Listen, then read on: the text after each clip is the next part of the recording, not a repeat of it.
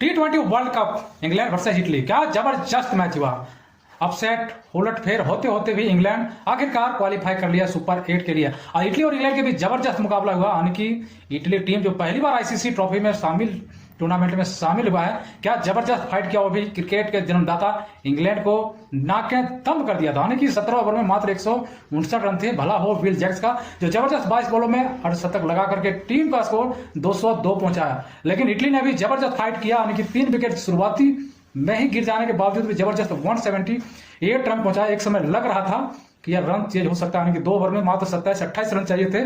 लेकिन Sam Curran जिस तरह से उन्होंने नेपाल के खिलाफ इज्जत बचाई थी, आज उन्होंने जबरदस्त और ओवरटर्न की जबरदस्त गेंदबाजी के कारण आज इंग्लैंड जीता मात्र 24 रनों से। यानी कि इटली ने बता दिया कि भाई हम यहाँ आए थे वो सिर्फ पार्टिसिपेट करने के लिए नहीं आए थे। ऑफसेट उन्होंने किया नेपाल को, जहां पर उन्होंने 10 विकेट से हराया। और आज इंग्लैंड के साथ जो जबरदस्त फाइटिंग किया है, काबिल तारीफ। भले इंग्लैंड ने यह मैच जीता, लेकिन इटली ने जबरदस्त फाइट